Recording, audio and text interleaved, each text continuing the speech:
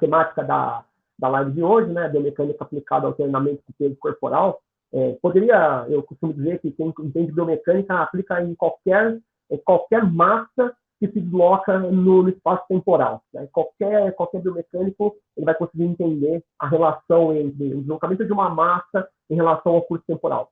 Então, como a gente está falando de biomecânica, né, então essa massa é a massa corporal, que é composta aí de vísceras, ossos, massa magra, massa gorda, né? Então é a somatória de todo esse componente, e a gente estuda, né, a partir de conceitos da mecânica, da física, essa relação entre esse corpo e as cargas externas, né? A biomecânica dos fluidos, né? A relação entre o corpo, as forças internas e as forças externas, né? Então, eu costumo dizer que para a gente poder entender de biomecânica, a gente tem que primeiramente entender de mecânica, né? Mas aquela mecânica de carro pode ser também.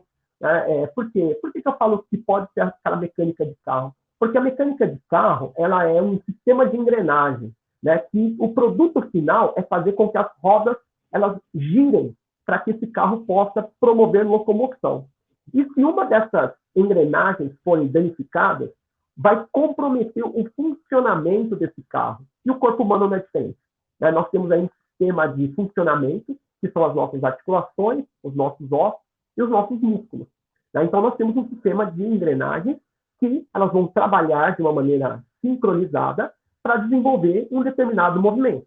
E aí, você faz o que você quiser com esse movimento. Seja ele no âmbito do peso corporal, com peso com carga externa, no crossfit, no esporte. A partir do momento que você entende o ajuste dessas engrenagens, você consegue entender o funcionamento. E aí você consegue atingir os seus devidos objetivos. Né? Seja ele treinando somente com o peso corporal ou treinando com cargas externas. Né? Então, começa nesse ponto. Por isso que nesse primeiro slide, eu coloquei, né, a bio separado da mecânica, e embaixo da bio, eu coloco um corpo biológico. E embaixo da mecânica, eu coloco um sistema de engrenagem. Ou seja, é um estudo, né, das engrenagens do corpo. Né? Então, o conceito de biomecânica é um estudo do corpo biológico produzindo movimento sobre conceitos da mecânica. Ok? Professor, se você puder passar, por gentileza, próximo slide. Pode dar mais um clique, por favor? Muito obrigado, professor. Então, não, desculpa, só pode voltar aí, professor, muito bom. Então, do seu lado direito, né, você vê um sistema de polias, um sistema de roldanas, e temos 4 roldanas. Elas trabalhando de uma maneira sincronizada para um determinado objetivo, seja colocar aquela resistência para cima ou para baixo. Se uma dessas engrenagens ela não funcionarem, né, tiver com um torque, um atrito maior ou menor, ou um cabo desse estourar, vai comprometer esse processo de funcionamento. E aí, provavelmente, essa massa, essa resistência não será deslocada. Né? Então, levando isso para o campo da biomecânica, né, para a prescrição do exercício físico, né, eu coloquei um burpee aí, nada mais é do que uma análise similar às engrenagens. Né? Então, você tem toda uma relação entre tornozelo, joelho, quadril, membro superior, né, articulação glenomeral, cotovelo, para que ela faça o seu objetivo final, que é impulsionar esse corpo no sentido contra a gravidade. Então, é o estudo dessas engrenagens se conversando para produzir um determinado movimento. Eu costumo dizer, se você tem uma engrenagem que não está funcionando muito bem, ou ela está faltando um pouco de óleo, ou ela está um pouco enferrujada, essas estruturas elas serão comprometidas. Né? Então, se nós começarmos a comprometer essas estruturas no corpo humano, nós podemos gerar uma lesão. Né? Então, ao invés de, a partir do exercício físico, nós conquistarmos aí uma boa qualidade de vida, uma boa saúde, a gente vai começar a comprometer nossas articulações. Comprometeu, gerou lesão, começa a gerar dor, né? Não vou mais fazer exercício, por quê? Porque o médico me afastou, porque criou um perfil de inflamação aqui no joelho, vou ter que ficar pelo menos 6 meses de gancho tomando aí um anti-inflamatório. Você comprometeu, né, o funcionamento. E por tabela, você complica toda a sua história aí de exercício físico e de saúde. Então, dentro desse conceito de biomecânica, aí estudar essas engrenagens para que você possa ter uma otimização do movimento envolve algumas ferramentas que estão dentro do campo da biomecânica. E aí, a partir disso, nós conseguimos aí entrar no âmbito da pesquisa, do aprofundamento, né? Muitas vezes eu não consigo enxergar a contração de um músculo, eu vou usar uma ferramenta biomecânica chamada eletromiografia, eu quero medir o torque de uma articulação, eu vou usar o dinamômetro, né? Eu quero medir o tamanho do segmento, eu vou usar a antropometria, eu quero fazer uma videofilmagem para verificar o padrão de movimento, eu uso a cinemetria. Aí você tem as ferramentas biomecânicas que você pode utilizar para analisar qualquer tipo de movimento que o corpo venha a produzir. Okay? Só que, para isso, é importante que a gente entenda alguns conceitos básicos da mecânica. Né? Professor, você pode passar o próximo slide, por gentileza? Tá? Então, a mecânica ela está dividida em mecânica estática e mecânica dinâmica. Okay? Só mais um clique, professor, que aí vai aparecer um gifzinho aí, né? Então, mais um, aí, muito bem. Então, a mecânica estática, ela significa, estático significa parado, né? Você fala, nossa, mas essa moça está correndo, ela está correndo no lugar. É uma marcha, uma caminhada estacionária, ou seja, ela não tem deslocamento. Então, se ela não tem deslocamento, provavelmente a aceleração dela linear, ela é constante, constantemente zero, porque ela não tem progressão, diferentemente da dinâmica. Né? Da dinâmica, ele tem deslocamento, porque ele tem um aumento de velocidade, um aumento de aceleração. Mas aí vocês devem estar perguntando, professor, mas eu estou correndo aqui no lugar, eu não estou transpirando, minha frequência cardíaca não está aumentando? Sim, está porque você, linearmente falando, você está estático. Mas, angularmente falando, você tem movimentos, sucessivos movimentos de flexão e extensão da articulação coxofemoral, joelho e tornozelo, né? Flexão plantar e dorsiflexão, e você tem movimentos aí da articulação glenomeral e articulação de cotovelo. Então, angularmente, você não se encontra numa mecânica estática, você se encontra numa mecânica dinâmica, né? Porque ele está numa variação angular, mas estaticamente você está parado. Agora, se você quiser entrar no plano estático completo, você não pode ter nem um deslocamento angular e nem um deslocamento linear, ok? Mas um clique, professor, por gentileza. Então, para a gente poder entender aí de como eu utilizar a biomecânica para prescrição e otimização de treino com o peso corporal, ou seja, qualquer peso, né, que a gente está falando aqui de peso corporal, é importante que a gente entenda os sistemas de alavanca. Porque são sistemas de alavanca que vão deslocar o nosso corpo. Então, se a gente está deslocando o nosso corpo, a nossa massa, a nossa resistência, é a partir disso que nós vamos ter torque e contração muscular, que aí vai dar origem do treinamento de força, do treinamento resistido. Okay? Então, é importante que a gente entenda um pouco o sistema de alavanca. Então, todo sistema, nós temos 3 tipos de alavanca. Né? Essa primeira alavanca é a alavanca interfixa. Né? Então, o que nós temos que identificar numa alavanca? Né? Então, primeiramente, a haste rígida. A haste rígida no corpo humano, né? A haste mais rígida que nós temos no corpo humano é o osso. Então, são os nossos ossos longos, principalmente, que vão formar esse sistema de alavanca. Né? O húmero, o rádio, una, o fêmur, a tíbia e a fíbula. E dentro dessa haste rígida, nós temos aí 3 pontos que nós temos que observar para termos vantagens ou desvantagens mecânicas para que a força vença a resistência. E aí você gere um processo de torque potente ou torque resistente para que você faça contrações musculares concêntricas e excêntricas, até isométricas, para que você possa se beneficiar dessas contrações. Porque, afinal, né, o músculo foi feito para contrair. Então, dentro disso, né, nós temos aí o ponto de apoio que se encontra, né, que é escrito torque, é o ponto de apoio. Então, é nesse ponto de apoio que é gerado um torque. Então, esse torque, ele é influenciado por 2 forças. Pode ser a força interna ou a força externa. Né? Então, força interna é a força de contração muscular. É aquele músculo que está inserido no osso, que vai tracionar esse osso para fazer flexão, extensão, abdução, enfim. Né? E aí você tem a força da resistência, que nada mais é do que a massa multiplicada pela aceleração, muitas vezes da gravidade. Aí você tem a força-peso. Né? Então, o torque ela vai depender da distância da aplicação dessa força em relação à força de potência ou à força de resistência. Então, você sempre vai estar gerando 2 torques, ou um torque potente ou um torque resistente. E um sempre vai concorrer com o outro. E essa é a brincadeira que nós utilizamos dentro da prescrição do treinamento, aí, principalmente com o peso corporal. Okay? Então, aqui nós temos um sistema de equilíbrio, né? Porque a distância entre o ponto de apoio e aplicação de força e o ponto de apoio e aplicação de resistência, as distâncias são equivalentes. O que vai fazer, então, aumento de um torque para com o outro é a força propagada. Okay? Então, se a força for maior do que a resistência, você tende a ter um torque potente maior, você acaba vencendo a resistência e assim sucessivamente. Ok? Professor, próximo slide, por gentileza. No segundo momento, nós temos aí a alavanca de segunda classe, né, ou interresistência. Né? Então, se formos levar em consideração que a alavanca, nesse caso, é esse pneu aí, né, desse Monster Truck aí, nós podemos dizer que como esse pneu é uma massa linear, né, o seu centro de massa é onde vai estar a aplicação da força de resistência. Tá? Então, o ponto de apoio está no chão, onde tem o P de torque, e na sua extremidade oposta, onde o rapaz está fazendo essa força, é a força de potência. Então, nós temos aí, né, o ponto de apoio, no meio nós temos a resistência, e no fundo nós temos aí a aplicação de força de potência. E aí nós temos uma alavanca de segunda classe. Okay? Então, assim, quanto mais próximo esse rapaz segurar em relação ao torque, mais difícil vai ficar de vencer essa resistência. Quanto mais ele se distanciar, mais fácil vai ficar, porque o torque potente vai ter uma vantagem em relação ao torque resistente. Ok? Próximo, professor, por gentileza. E aqui nós temos aqui, né, nossa última alavanca, que é um suporte de televisão. Né? Então, nós temos aí o braço de alavanca, que é o vetor que está em verde, né? E ali no finalzinho dela tem o T, que é o ponto de apoio, que é onde vai ser gerado o torque.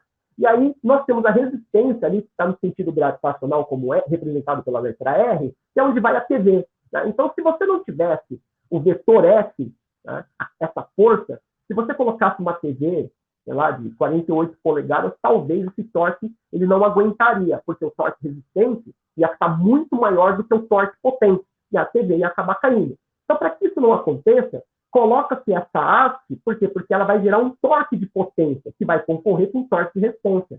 E aí vai fazer com que a TV fique parada, né? Gerando, assim, um torque equivalente. Muito pela força, porque as distâncias, elas são distintas. Então, como eu tenho o torque numa extremidade, a força no meio e a resistência na outra ponta, nós temos aí uma alavanca interpotente, a alavanca de terceira classe.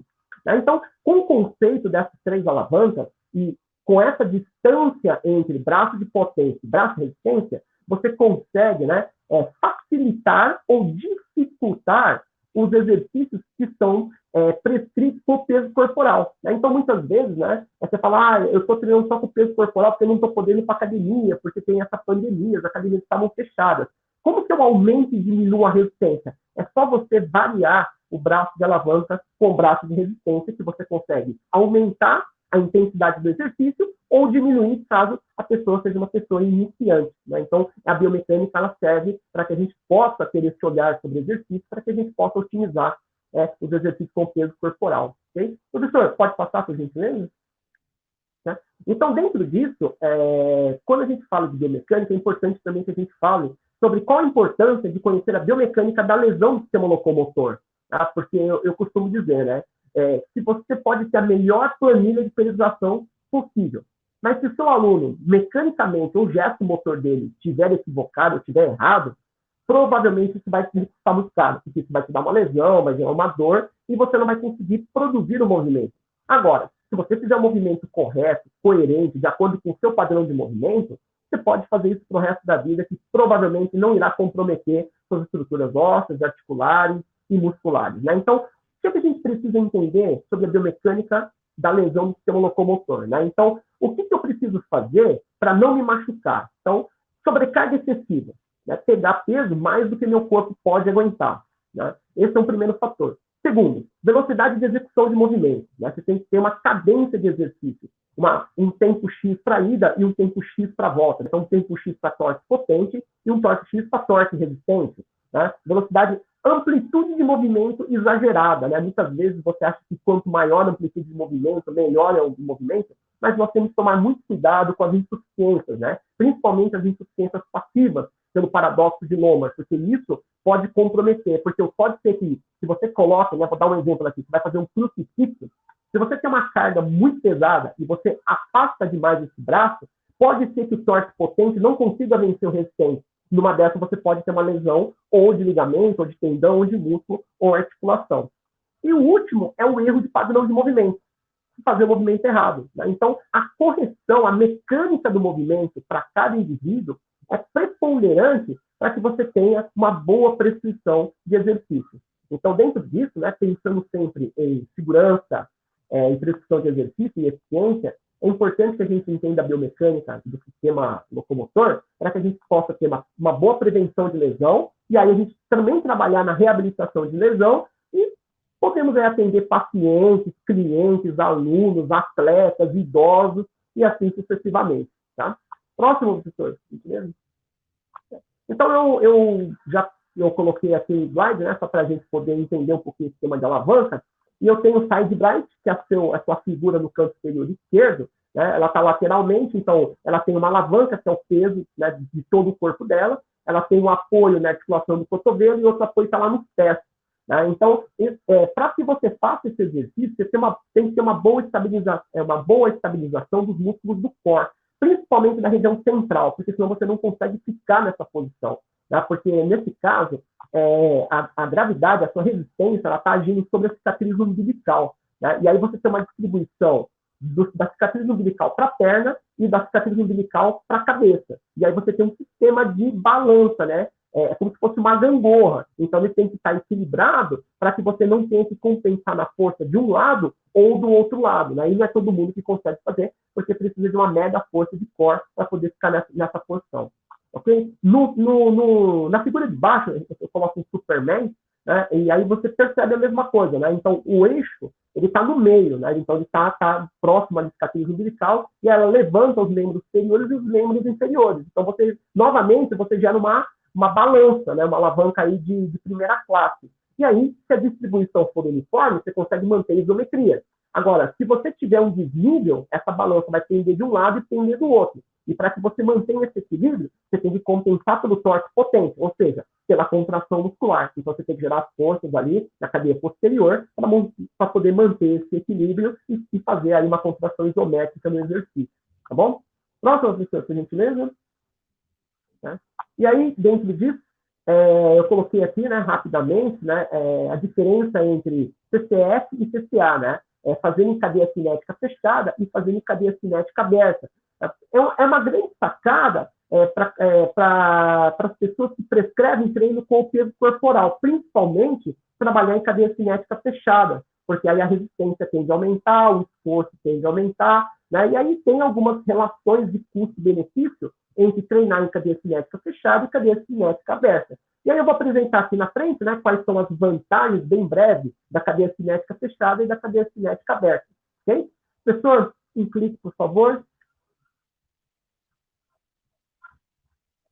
Então, aqui dentro da cadeia cinética fechada, nós temos aqui, né, algumas vantagens. Né? A vantagem da cadeia cinética fechada é a estabilidade. Né? Como a gente está fechando a cadeia, nós temos maior estabilidade. Então, por isso, é mais interessante, né, para um processo de reabilitação. Inclusive, tem um estudo, né, do professor Thiago Fukuda, que ele mostra, né, que numa cirurgia, um pós-cirúrgico de ligamento cruzado anterior, é muito mais interessante para uma reabilitação trabalhar em cadeia cinética fechada do que em cadeia cinética aberta. Né? Coordenação motora, porque você envolve maiores grupos musculares, envolve mais articulações, né? Vira um exercício multiarticular, então você tem que ter uma maior coordenação motora e, por consequência, você acaba melhorando a sua propriocepção. Né? Então, na área da reabilitação, a cadeia cinética fechada ela é mais recomendada do que a aberta.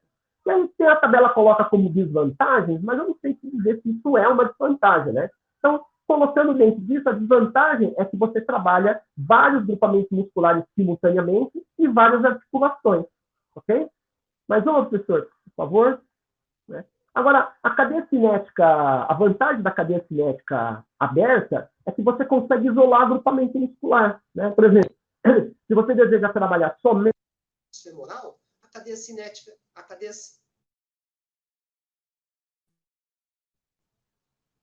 Peraí que deu... Pode continuar que eu estou ouvindo. Só um momentinho, desculpa aqui. Desculpa. A cadeia cinética aberta, ela tem uma vantagem de poder isolar, né, a musculatura. Então, por exemplo, eu vou fazer um treino somente de quadríceps femoral. Então, eu consigo fazer uma cadeia cinética aberta e trabalhar somente o quadríceps femoral. Né? Faço uma cadeira extensora. Né? Se eu quero trabalhar somente o isquiotibial, faço uma mesa flexora, isolo, né, só esse grupamento muscular. Né? E Deixa eu ver aqui que mais, né? E uma das desvantagens, né, da cadeia cinética aberta é que ela não consegue trabalhar essa quantidade maior de grupamento muscular, que eu também não sei te dizer se é uma desvantagem, né? Eu posso dizer assim que existem algumas necessidades e a gente pode utilizar a cadeia cinética aberta, e para as outras necessidades a gente pode usar a cadeia cinética fechada, né? Mas não trabalhar como vantagem e desvantagem. Só coloquei assim porque o autor trata dessa maneira, e eu quis trazer só para que vocês entendam que existe uma necessidade quando a gente faz alguma reabilitação, por exemplo, trabalhar em cadeia cinética aberta e outras em cadeia cinética fechada.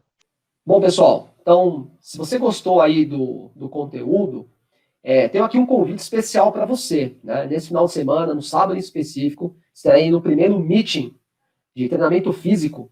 E se você quer maiores informações sobre esse mega evento aí que vai acontecer, tem um site aqui embaixo, vou pedir que vocês cliquem aí para fazer suas inscrições e obter maiores informações para participar desse evento. Eu estarei junto com o professor Léo Lima, com o professor Capella, e eu estarei falando sobre biomecânica aplicado ao treinamento com peso corporal, ok? Bom, então, te espero lá, um forte abraço e não deixe de participar. Grande abraço, até lá!